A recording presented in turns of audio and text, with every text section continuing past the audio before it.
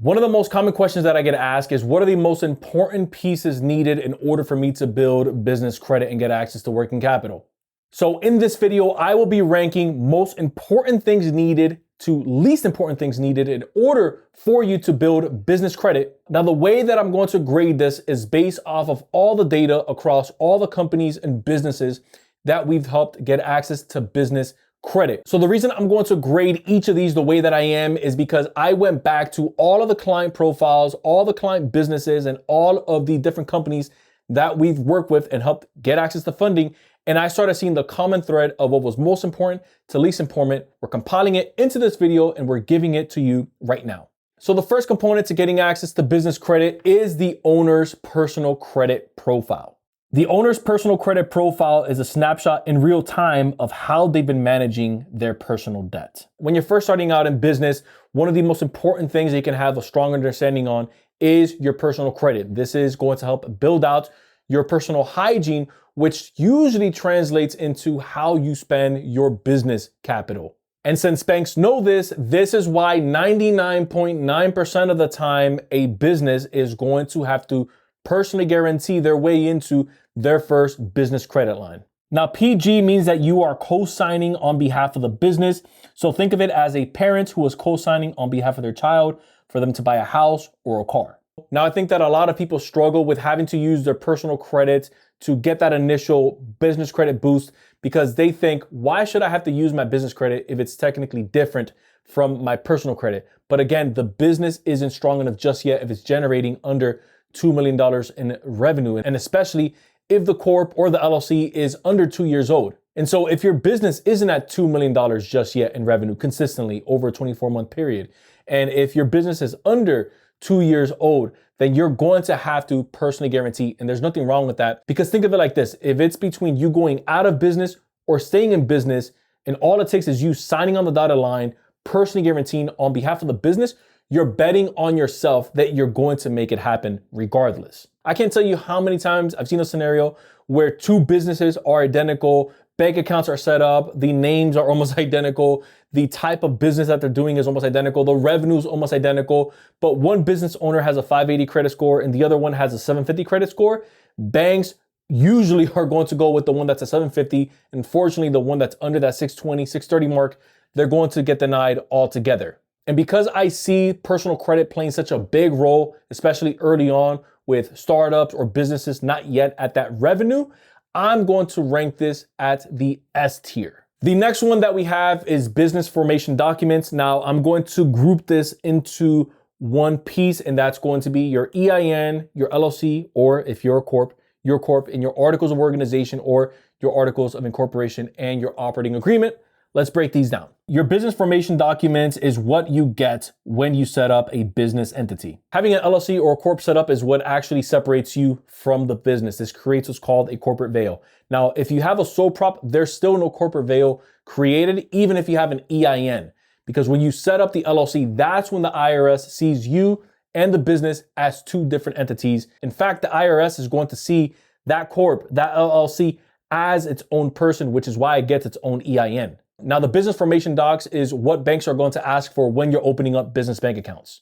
And your EIN, also known as your employer identification number, is like the social security number for your business. And so that's what you're going to use to apply for credit on behalf of the business. And when it comes to your operating agreement, this pretty much says how the business is structured, meaning what ownership of the business you have. So maybe you have 100% ownership if you're a single member LLC, or maybe you have some members or partners involved in the business. This can be 50-50. This can be 25-75. Now, getting an LLC established isn't difficult. You can either use a third-party servicer or hire an attorney in that state that you're looking to set up that LLC in to establish and set up this LLC for you. So once it's set up that one time, you're good to go. Now, an LLC or an S Corp by itself is not enough for it to get business credit without everything else that we're going to be breaking down in this video. And so because of that, we are going to be ranking business formation at a B. The next one on the list is a business bank account. A business bank account is the account used for business transactions and deposits instead of your personal finances. Now, your business bank account is specifically designed to separate your personal finances from your business finances and business cash flow. And remember what we mentioned earlier about the corporate veil, which is you having that legal separation between you and the business. Having a personal account and having a business account properly separated is going to allow you to keep that corporate veil in place and keep your accounts from getting shut down altogether if the bank ever sees that you're commingling funds, which is what you want to avoid altogether. Now, in addition to that, having a business bank account established allows you to build up a partnership with that bank. What this means is they're going to see your business as someone who wants to do business with them. And so when you decide to go back in and apply for a business credit line, they're going to say, yep, we're familiar with your business and we see how you've been faithful with us. We see how much money's been coming in. We see how you've been consistent. So here are your options. And since bigger banks like to see liquidity, meaning cash flow, this actually helps offset the age of the LLC. So if maybe your LLC isn't past 2 years old, but it's bringing in good revenue and maybe you don't have A1 credit like 780, 790, maybe you're closer to 690, 700, this can help offset some of those deficiencies and still help you get over that hump so that you can get access to more credit lines and more credit options for your business. And because of that, I am going to rate a business bank account at an S tier because I see it working for more people and more businesses than not having one at all. Next on the list, we have your business's credit score. A business credit score is made up of your company's payment history, available credit, account types, and judgments like tax liens, UCC filings, or bankruptcies. Now, there's 3 major business credit bureaus on the business side. That's going to be Dun & Bradstreet, Experian, and Equifax. And yes, those are the same Experian and Equifax that you see on the personal side, but they also have a commercial division.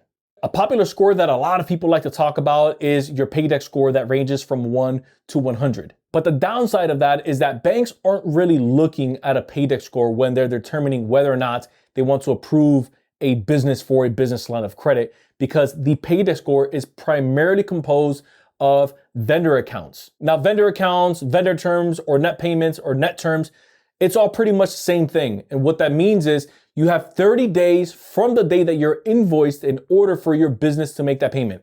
So if you're invoiced on the 1st, you have 30 days from the 1st to make that payment on or before the 30 days are up. And here's the thing, those net terms only apply to that creditor. So if you go to, let's say, a store and you buy 1,000 batteries, they give you $1,000 worth of business credit specifically with them. You can only use that vendor account there at that store. You can't use it everywhere else. Now, on the other hand, Experian and Equifax have their own scoring models as well, but the difference is that they include things like financial and non-financial accounts. Financial accounts are things like credit cards, business lines of credit, business loans, all reporting to your business credit. Non-financial accounts are the vendor trade lines and net terms that we just finished breaking down. So if you're going to focus on building out your business credit score, banks are going to mainly look at your personal credit score, especially if you're under $2 million in revenue. And they're also going to take a look at your Experian business and or your Equifax business credit score specifically for those financial accounts that are actually reporting. So with that in mind and knowing what we know and how little impact a business credit score actually has, we are going to rate this at a tier B. Next up, we have industry classification codes. This is what the banks and the government uses to classify your business into its proper category and its line of work. Now, these classification codes are used everywhere, even if you haven't noticed them yet. They're used when you open a business bank account. They're used when you apply for a credit card. They're used when you file your taxes. And they're even used when you set up your business with the state. Now, there's 3 rankings that you want to pay attention to when it comes to industry classification codes. You have low risk, which is green. You have medium to high risk, which is yellow. And then you have red, which is known as restricted. Now, you want to stay in yellow or green, which still allows you to get business credit, even if maybe your business is inching its way into maybe medium to high risk. Really, all you need to do is when you connect with an underwriter, let them know what your line of work is, how your business is actually structured, and they're able to tell that story into the system. Now, I wouldn't worry too bad if my business is in maybe the medium to high risk category, but I would try my best to get a classification code that's classified as a low risk, because this is going to be less questions asked by underwriters and banks, and it's also going to increase your approval odds for your business, which makes everything a heck of a lot easier. Now, having the right industry classification code is so important. We were working with the business owner who was facing constant denials The minute that he made the switch into the right industry specific for his business, he was able to go from $0 in business credit to $175,000 in working capital and counting. So that one switch literally made all of the difference. Now, the reason this is so important is because this is one of the main metrics banks use to mitigate risk when they're looking at your entity. So this is something that you don't just want to put on the back burners. You want to pay close attention to how your business is categorized, because depending on how that business is bucketed is the options of funding that your business is going to have. And it's also the threshold of risk that the bank is willing to take specific with your line of work. So again, if they don't have a lending appetite for your industry, they're going to deny you altogether, regardless of how good your credit is or how much revenue you're bringing in. And because this is so important, I am going to grade industry classification codes at an S. Next up, we have a business phone line. Now, this is a phone line associated with your business. Banks are all about seeing your business set up properly. And one of the easiest ways that they can identify that is by a business owner having a personal line and having a business line properly separated. So the phone line that's associated specifically to your business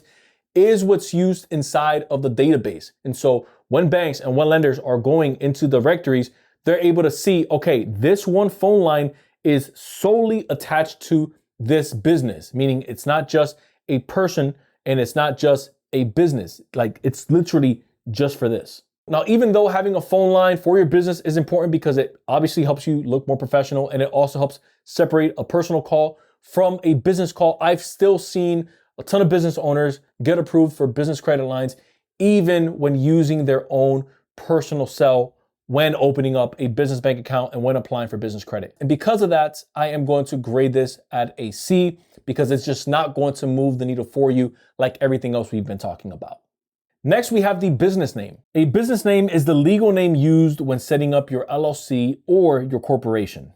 Now, picking the right business name is important, not just because it separates us from our competitors or it's fantastic for branding, but this is also something that banks are looking closely into. The business name, like an industry classification code, go hand in hand. And so I've seen banks turn down like well-ran businesses with legit revenue, strong profiles, just because the business was maybe in an area that they didn't want to lend to. So sometimes I've seen an instance where they don't want to touch real estate businesses. And so if you have house flipping or if you have land development inside of a business name, regardless of how the credit profile is structured for the business owner and how much revenue they have coming in, banks are like, no, we're not going to take that risk. So this is why I typically recommend my clients, when you're picking a name for your entity, you want to try to pick a name that's generic and nothing that raises red flags. I like to play with names like your own personal name, LLC, or the initials of your first name, last name, or the initials of all the partners, business management or business, LLC, or enterprise.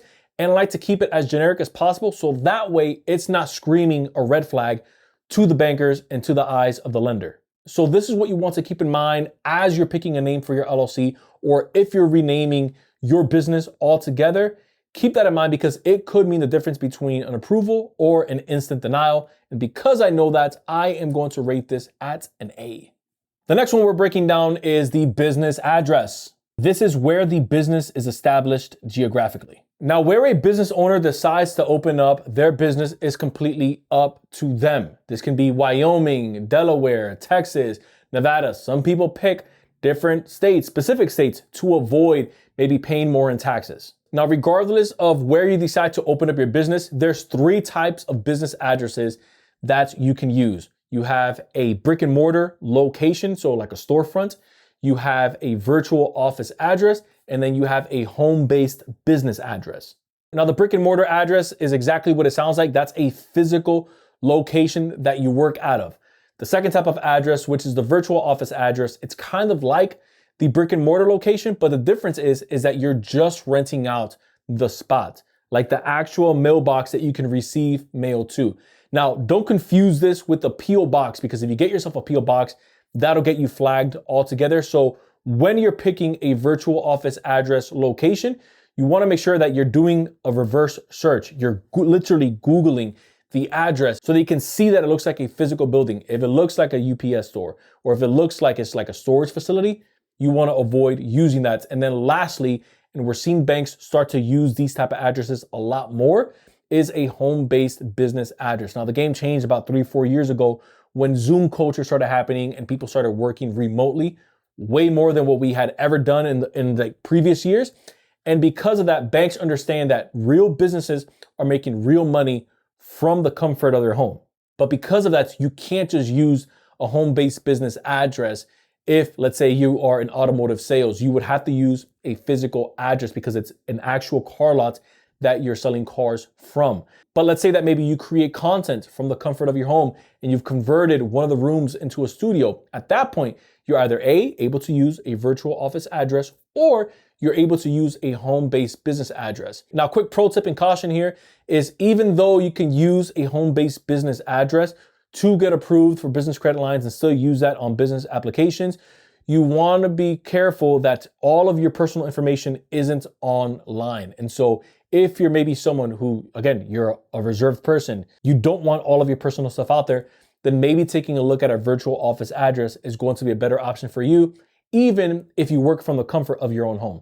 So with that in mind and understanding how important having the right address is for your business, I am going to rate this at a B. Next up, we have the business email. Now, this is an email that includes your company's domain name. A lot of people, especially when starting out, are going to use free emails like Gmail, AOL, Hotmail.com, right? And there's nothing wrong with that, especially when you're starting out. But when you start using a business email, this is when you use your company's domain. So it can be, let's say, support@yourcompanyname.com. So I'll give you an example: support@insideinnercircle.com, friends@insideinnercircle.com, money@insideinnercircle.com. We're using our domain name for our business to create an actual professional appeal to the business and how it looks. Now, this is important, not just because it helps you, again, separate your personal email and your personal communication channel, but it also, to the eyes, again, of the bank, lets them know, okay, this is an established business, because in order for them to actually have a business email, they must have a business website, which is one of the metrics that they're going to use when they're looking at the legitimacy of your business. Now, when it comes to the business email and the business website, when it comes to it being a make or break on whether or not a bank is going to work with them, I haven't seen it enough to really move the scale to say you absolutely must have it. Do I still recommend it just because it's good for you and you're going to be able to use this as you start to generate more revenue and it just looks professional altogether? 100%. Have it set up. Once it's set up, like, you're good to go. You can continue on with your day-to-day operations, but it's not going to be a make or break if a bank decides to deny you. They're going to deny you for other reasons outside of this one reason alone. And because of that, I am ranking the business email with the business website on this tier at a C. Now, last on the list, I have a business's social media profile. This is the account used to bring awareness to your products and to your services online. Now, there's something known as online presence and social proof. And we all know that, especially in the age of digital media and social media, right? Right now, you're probably scrolling on TikTok or you're probably scrolling on Instagram, and you'll maybe have a couple different brands that you follow. You'll see some testimonials. You'll see maybe they'll put out the product online. You'll see a couple of reviews. And that's important because it's going to boost the amount of revenue that you generate. And it's also going to let your ideal customer know that you're in business and constant new products that you're maybe launching or maybe that you're running sales on, which again means more money for you and your business. Now, revenue is obviously something that every business owner should strive for every day. You're creating constant awareness of your product and of your service. But again, in the eyes of the bank and in the eyes of the underwriter, having a social media account for the business isn't going to be enough to really move the needle, especially when it comes to applying for a business credit line. In fact, if you were to look at a business bank account application when you're opening up a business bank account or when you're applying for a BLOC, nowhere on there do you see, hey, what's your social media channel or what's your social media account? Again, this is more for you, the business owner, to continue to scale your revenue.